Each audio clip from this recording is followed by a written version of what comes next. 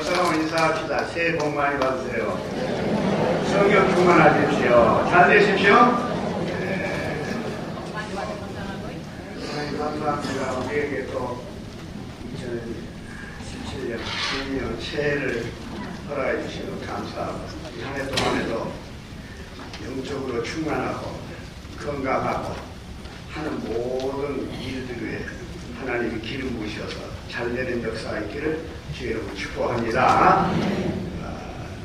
하나님 금년 한 해 동안에도 복 많이 주시고 은혜 가운데 살게 주시옵소서. 하나님 감사합니다. 영광의 것으로 하나님 앞에 올립니다.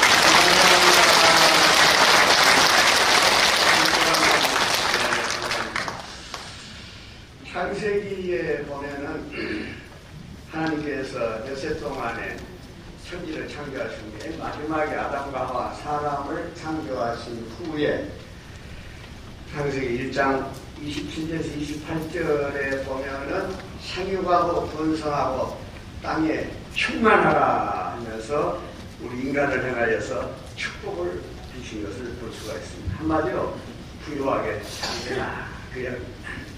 또 우리 예수님도 복음서에 보면은 오병 이어로 5,000명으로 열수왕기를 남기는 축복을 주시고 여러 가지 질고로 고통을 하는 자들 강건하게 또 죽은 자도 이렇게 세워주시고 모든 것을 풍요하게 하시고 부유하게 하신 우리 예수님인 것을 알 수가 있습니다. 우리는 때때로 하나님을 오해할 수가 있는데 우리가 오해해서는 안 되겠습니다. 복 받고 잘 되십시오. 그러면 뭐 기복신앙이나 그런 이야기를 합니다만은 기복신앙이라는 것은 다른 게 아닙니다.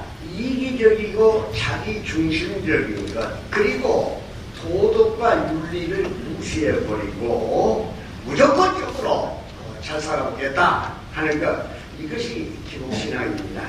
그러나 참된 우리 하나님께서 우리에게 생겨 번성하고 창대하고 충만하고 우리 예수님께서 우리가 잘되게 하시는 그것은 내 자신을 뿐만이 아니라 남까지도 윤택하게 하는 그 축복 이 부요함이 바로 우리 하나님과 예수님께서 우리에게 허락하신 부요함입니다. 이 새해에 이 부요함이 여러분이 있기를 주의 이름으로 축원합니다. 절대로 하나님을 오해해서는 안 되겠습니다.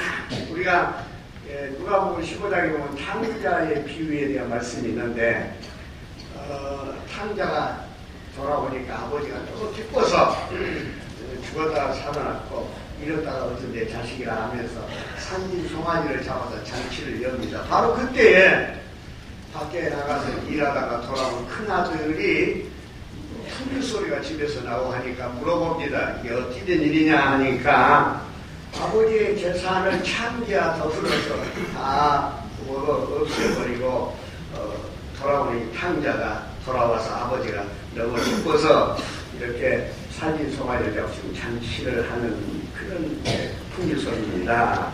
그때 그 큰 아들이 그 말을 듣고 콧구멍이 벌렁벌렁 해가지고 아버지 앞에 가서 뭐라고 불평을 들었느냐 하면 아버지 내가 여러 해 아버지를 섬겨 명을 어김이 없거늘 내게는 염소 새끼라도 주어 나와 내 벗으로 즐기게 하신 일이 없더니 아버지의 살림을 창기와 함께 다 없애버리는 아들을 위하여서 이렇게 살긴 송아지를 잡아서 잔치를 할 수가 있겠습니까 하면서 아주 원망에 섞인 불평이 섞인 그런 이야기를 항의조로 하고 있습니다. 그런데 이 큰아들이 아버지에게 한 그 이야기를 보면은 내가 여러 해 아버지를 섬겨 명을 어김없이 어김이 없거늘 이 구절입니다. 바로 이 말을 한마디로 이야기하면 영어 성경에 아주 잘 표현되어 있는데 영어를 써서 죄송합니다.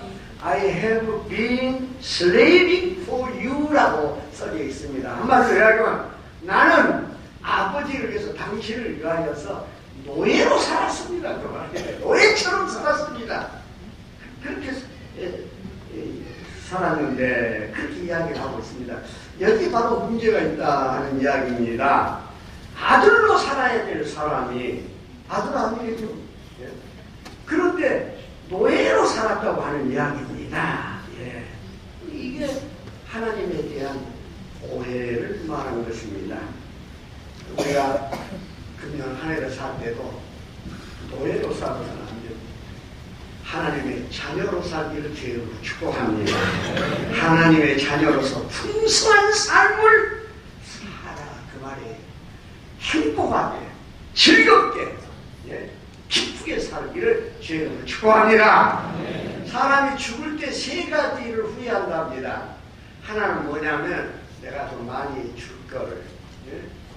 내가 좀 헌금도 많이 하고 가난한 사람들을 많이 좀 도와줄 거를, 그 후회한데 왜 죽으면 이거 다 무엇이에요? 재산. 적은 동작에 들어있는 돈, 부동산 무엇입니까? 나하고 상관없잖아요. 두 번째 후회는 뭐냐면 내가 조금 참을걸, 그때 좀 참을걸, 그 참지 못한 것에 대해서 후회한대요. 그리고 세 번째 후회한 것은 뭐냐면은 내가 좀 즐겁게 기쁘게 살걸, 예? 그렇게 살지 못한 것을 후회한다고. 그래서 안 믿는 사람처럼 허랑방탕하게 산다, 그 이야기가 아니라 정말 하나님 모시고 신앙 안에서 즐겁게 하나님의 자녀로서 행복하게 기쁘게 살걸, 그걸 후회한다고 그래요. 여러분은 후회하지 않는 2017년이 되기를 주의 이름으로 축복합니다. 할렐루야. 예. 그래서 성경 보면은 요한복음 10장 10절에 그런 말씀이 있어요. 도적이 오는 것은 도둑질하고 죽이고 멸망시키려 하는 것뿐이요, 내가 온 것은 뭐예요? 우리 예수님께서 오신 것은 양으로 생명을 얻게 하고 더 풍성히 얻게 하는 것이니라. 할렐루야. 풍성하게 얻게 한다, 그 말이에요. 우리 인생을 부유하게 하기 위해서, 예, 우리 주님께서 오셨다는 이야기예요. 예. 풍성케 하는 법칙이 뭡니까? 오늘 성경 말씀에 보니까 농작의 법칙을 말씀하고 계세요. 예. 농작의 법칙. 농작의 법칙 첫 번째는 뭐냐? 작은 씨앗의 무한한 잠재력을 믿으라는 이야기입니다. 예수님께서 하나님 나라, 하늘나라를 비유로 말씀하실 때 계자씨 비유로 말씀하셨어요. 마태복음 13장 31절 32절에 천국은 마치 계자씨 하나가 같으니, 계자씨 굉장히 적습니다. 예? 콧바람에도 날아가 버리는 그 계자씨 찾지를 못할 정도로 적지만은, 그러나 후에 그 계자씨가 커서 나무가 되면 검중의 새가 와서 깃들이니라. 왜냐? 그 작은 씨앗 속에 무한한 잠재력이 들어있다. 그게 왜 생명이고 생명이냐. 예? 그러므로 우리가 이 세상을 살아가는 지혜는 작은 것을 소중히 여기고 작은 것에 충성해야 하는 것입니다. 예. 적은 것을 무시해서 안 됩니다. 예. 그건 아주 소중히 여길 줄 알고 그 적은 일에 충성할 줄 알아야 됩니다. 여러분, 적은 씨앗이 그 무한한 잠재력을 윌리엄 브라이언이라는 사람은 이렇게 이야기를 했습니다. 수박씨를 땅에다가 심었습니다.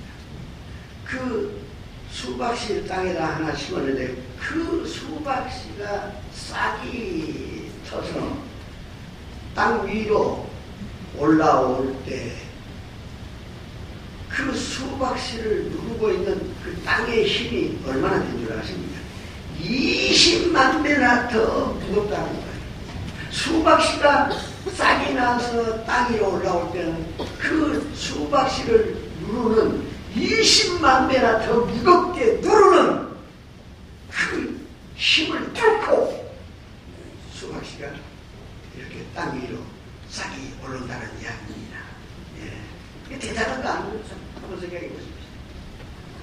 적은 것을 우리가 함부로 대하지 맙시다. 작은 선택, 작은 결단, 작은 선행을 작다 하지 마시기 바랍니다. 모든 것은 적은에서부터 시작하는 것이다. 여러분, 교회 봉사하는데, 뭐 직장에서든 사회에서 사업하는데, 적은 걸 절대 무시하지 마시기 바랍니다. 적은 것을 저는 씨앗 속에 무한한 잠재력, 이것을 보는 눈이 있고 아는 지혜가 있기를 주님을 축복합니다. 두 번째 농작의 법칙은 뭐냐 하면은 심은 씨앗대로 거둔다고 하는 이야기입니다. 우리는 뿌리는 것을 거둡니다. 여러분, 씨앗은 정직합니다. 진실합니다. 씨앗은 그 본질에 따라서 자신을 마침내 드러낸 겁니다. 즉 씨앗의 종류대로 거두는 것이 농작의 법칙 아닙니까? 우리가 하는 대로 곰 심으면 곰 거두고, 깨 심으면 깨 거두고, 사과 심으면 사과 거둔다, 그 말입니다. 그러므로 좋은 씨앗을 심으면 좋은 열매를 거두는 것입니다. 지금 나의 환경은 과거에 심은 결과인 것입니다. 물론 때로는 천재지변이 있을 수 있어요. 우리가 농사짓는데 그런 점도 있지만 일반적으로 지금 나의 환경은 과거에 심은 결과가 아니겠습니까? 과거에 심은 것 거두고 있다는 이야기입니다. 그러므로 중요한 건 지금 우리가 심은 것 장차에 거두게 된다는 것을 믿으시기 바랍니다. 그러므로 금년에 우리가 뭘 심어야 되겠습니까? 갈라디아서 6장 7절에서 8절에 바울사도는 그러므로 이렇게 이야기합니다. 스스로 속이지 말라. 하나님은 만물이 여김을 받지 아니하시나니 사람이 무엇으로 심든지 그대로 거두리라. 자기의 육체를 가여 심는 자는 육체로부터 썩어질 것을 거두고 성령을 가여 심는 자는 성령으로부터 영생을 거두리라. 장로님 혼자 아멘 하십니다.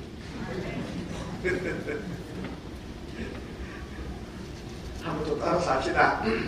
설교는 눈으로 듣고 성경은 귀로 읽고 축복은 입으로 받자.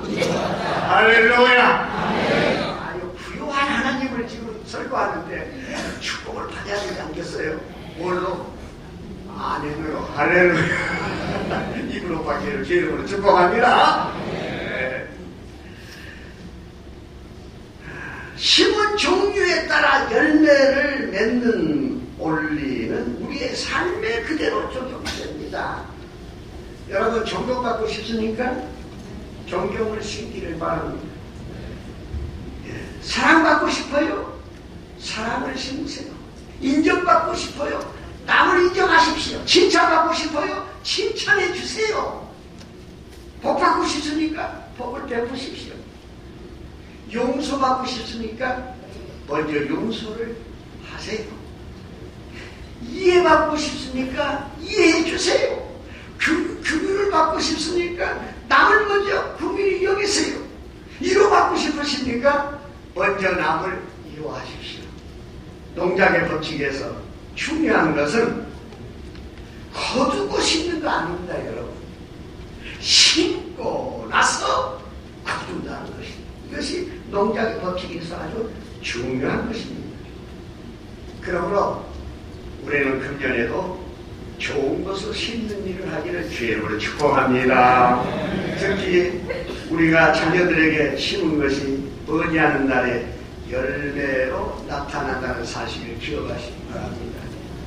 도로시로 놀트라고 하는 학자가 아이들은 그들의 삶을 배운다. Children learn what they live라고 하는 이야기를 했는데, 우리 아이들이 비판 속에 사는 아이들은 경계하는 법을 배우고, 적대감 속에 사는 아이들은 싸우는 법을 배우고, 결혼 속에 사는 아이들은 부끄러워하는 것을 배우고, 수치 속에 사는 아이들은 죄책감을 느끼는 법을 배우고, 인내 속에 사는 아이들은 참는 법을 배우고, 격려 속에 사는 아이들은 자신감을 배우고, 칭찬 속에 사는 아이들은 감사하는 법을 배우고, 공평 속에 사는 아이들은 정의를 배우고, 안정감 속에 사는 아이들은 믿음으로 사는 법을 배우고, 인정 속에 사는 아이들은 자신을 좋아하는 법을 배우고, 용납과 우정 속에 사는 아이들은 세상에서 사랑을 찾는 법을 배운다. 이야기를 하고 있습니다. 금년에는 정말 우리가 좋은 것을 심는 해가 되기를 축복합니다.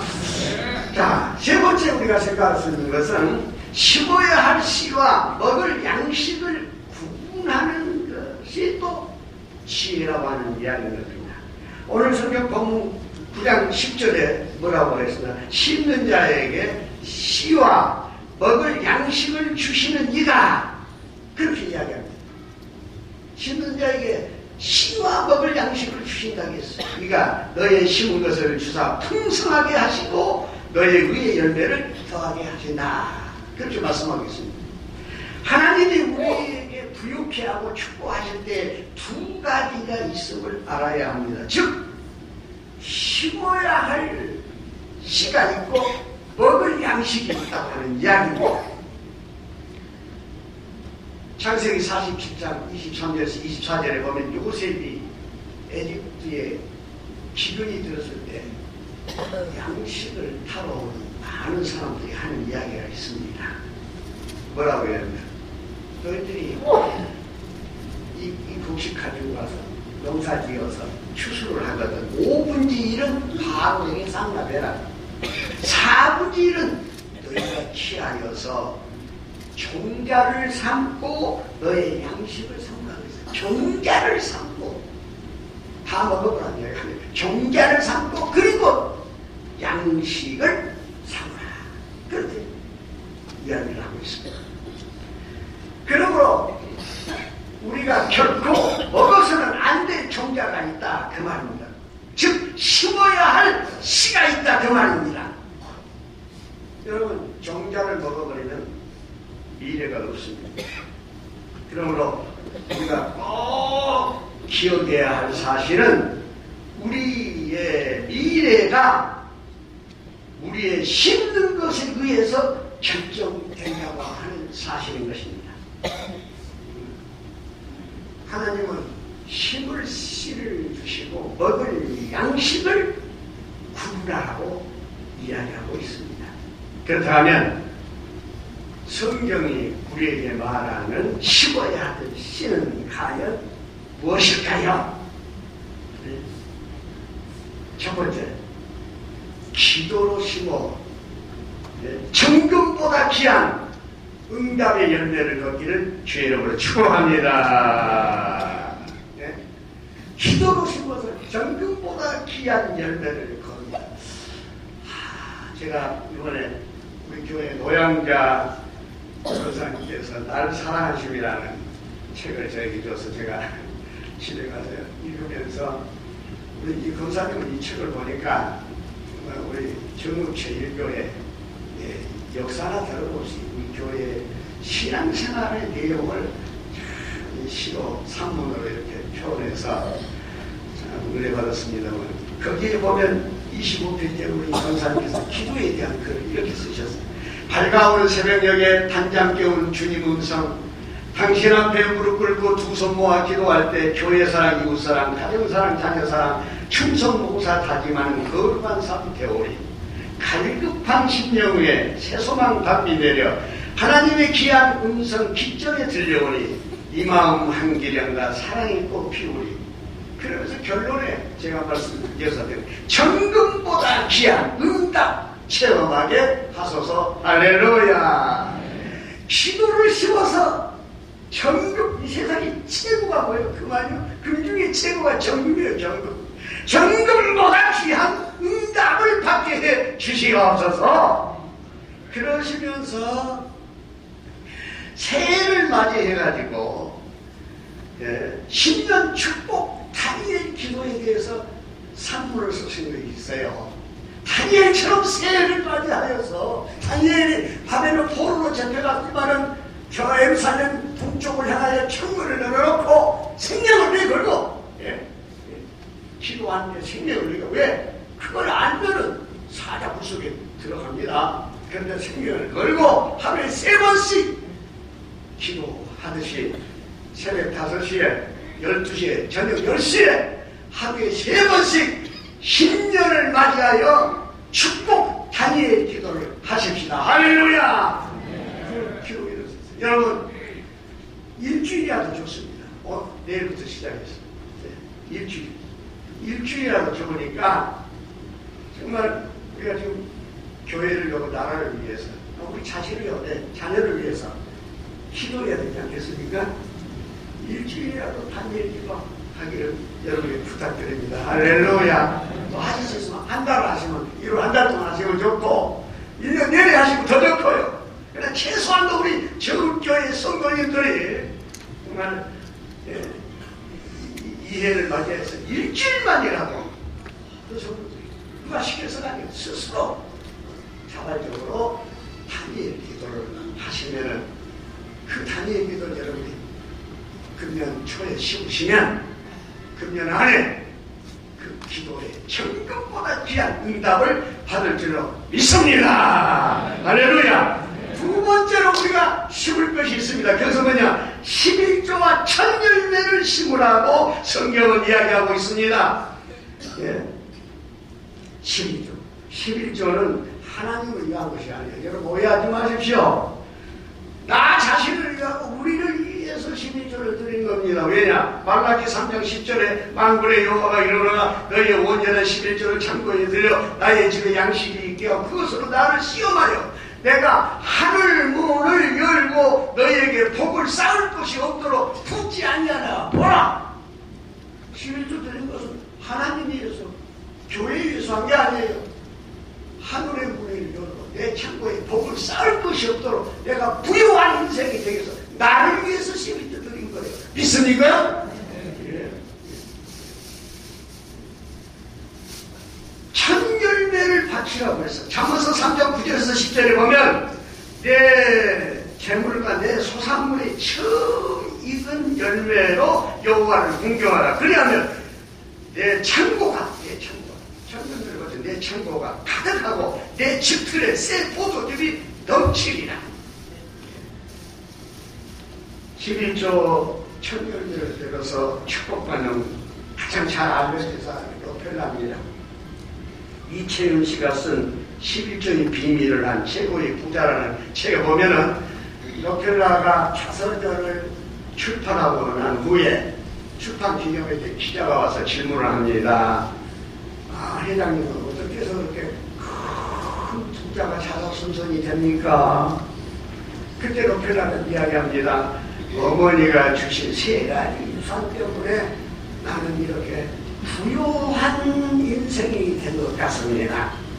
그러면 회장님 어머니가 주신 3가지의 유산이 뭡니까? 예? 그렇게 물었을 때에 그는 첫 번째 유산은 11조를 바치는 일입니다. 우리 어머니는 내가 어렸을 때 용돈 20센트를 여러분 아주 적은 돈입니다. 20센트를 용돈으로 주시면서 그 20센트 가운데서 11조를 하나님 앞에 바치게끔 신앙훈련을 시켰습니다. 그래서 나중에 나는 100만 불이 얻어졌을 때 10만 불의 11조를 바칠 수가 있었습니다. 두 번째 신앙의 유산은 주의를 빼지 않았습니다. 어떤 일이 있더라도 주의를 지켰는데 주의를 지키되 예배 시작 40분 전에 교회에 가서 맨 앞자리에 앉아서 맨 앞자리 그 자리에 맨 앞자리에 앉아서 그날 하나님께서 목사님을 통해서 내게 무슨 메시지를 주실 것인가를 기대하면서 예배를 준비한 것입니다. 세 번째, 어머니의 유산은 교회 일에 순종하라 했습니다. 교회에서 무엇을 하라 하면은 이 핑계 저 핑계 되지 않아요. 무조건 순종하라 했습니다. 그래서 순종했습니다. 그 다음에 목사님의 마음을 아프게 하지 말라고 했습니다. 네. 나의 어머니께서 하나님의 경제학을 나에게 철저하게 가르쳐 주셨습니다. 난 어렸을 때부터 이 하나님의 경제학을 배워서 이렇게 부유한 인생이 되었습니다. 할렐루야. 믿습니까? 마지막 농장의 법 법칙의 세 번째는 뭐냐? 나무를 유택하게 하는 구제의 씨앗을 심으라고 하는 이야기입니다. 하나님은 가난한 자를 도와주시는 것을 아주 소중하게 여기십니다. 오늘 9장 8절서 9절의 말씀도 보십시오. 뭐라고 해야 기록한 바 제가 흩어 가난한 자들에게 주었으니 그의 의가 영원토록 있으리라. 여러분 이스라엘 백성들 유대인들은요 2000년 만에 나라를 다시 회복하고 지금 세계의 모든 은행권 세계의 경제권 유대인들이 다 지금 쥐고 있는 우사슬 아닙니까? 예? 미국 월가의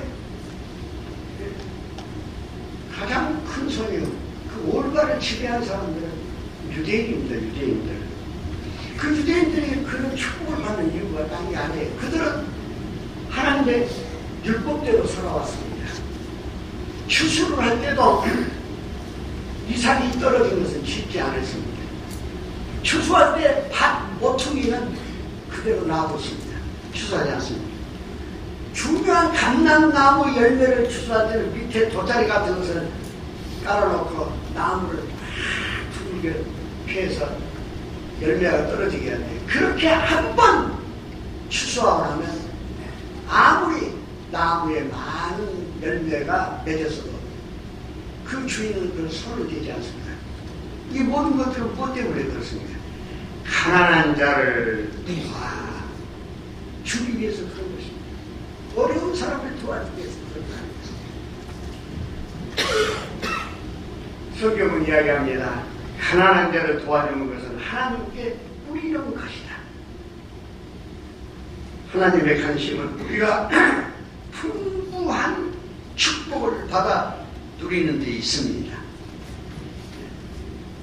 그러기 위해서 그 말입니다.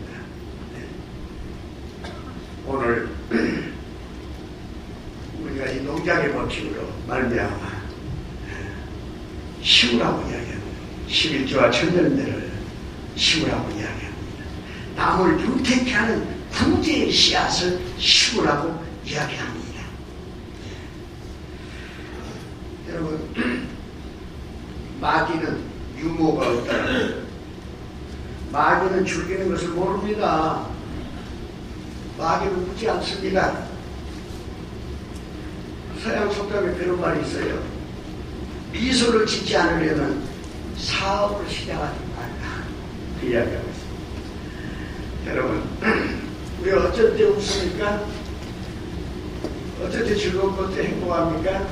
하나님의 축복을 받고 부유하게 되고 풍부하게 되고 행복할 때 웃음이 나온 줄로 믿습니다. 할렐루야. 하나님의 나라는 그래서 기쁨의 나라, 즐거움의 나라라고 했습니다. 평강이 있고 감사가 넘치는 나라라고 했어요.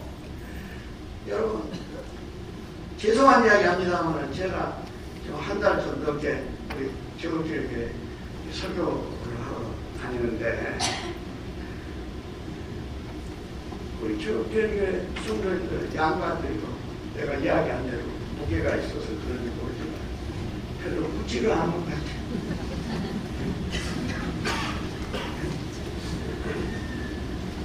여러분 마귀는 웃음이 없다고 했어요. 천사는 웃음이 있어요. 할렐루야. 우리 찬양대가 우리 이만희 사람인데 찬양 얼마나 잘합니까? 찬양 잘하는데 우리 찬양대가요 찬양할 때 미소 지으면서 웃으면서 찬양을 해보십니다. 그 찬양의 은혜가 30일 60대 100배로 살 줄로 믿습니다. 할렐루야. 여러분도 마찬가지로 예배드릴 때 좀 웃으세요. 왜 이렇게 심각하세요? 네? 찬송할 때도 웃고 장로님 기도하실 때도 아멘하고 웃고 설교 들을 때도 입을 뻥긋뻥긋 하면서 좀 웃으면서도 아멘을 좀 들으시고 할렐루야. 얼마나 좋겠어요. 그런 의미에서 예배는 말입니다. 축제가 되어야 할 것입니다. 네. 하나님의 은혜를 함께 즐거워합시다. 네. 올해 농장의 법칙을 통해서 여러분 축복 많이 받으세요. 그러면 여러분이 부요한 인생이 되셔서 즐겁고 행복하고 유쾌한 인생이 되기를 주의 이름으로 축복합니다. 이 농장의 법칙을 따라 새초부터 새말까지 여러분들이 오늘 농장의 법칙을 따라 삶으로 말미암아서 금년에 우리 교회에 나온 여러분들이 마음이 평안하고 행복하고 웃음이 넘치고 감사가 넘치고 풍요가 넘치는 축복회가 되기를 주여 축원합니다. 하나님 아버지 감사합니다. 이 새해를 우리에게 허락해 주시고 금년 한 해 동안 우리가 부요한 인생으로 즐겁고 기쁘게 감사하고 행복하게 살기를 원하시는 말씀을 주신 것을 감사드리옵나이다. 금년 1년 동안 우리가 이 농작의 법칙으로 신앙생활 잘 하여서 금년에 아버지 하나님이여 성구 영신 예배 드릴 때 큰 소리로 두 손을 높이 들고 하나님의 축복을 감사하는 우리 인생이 되게 하여 주시옵소서. 예수님의 이름으로 기도를 드리옵나이다. 아멘.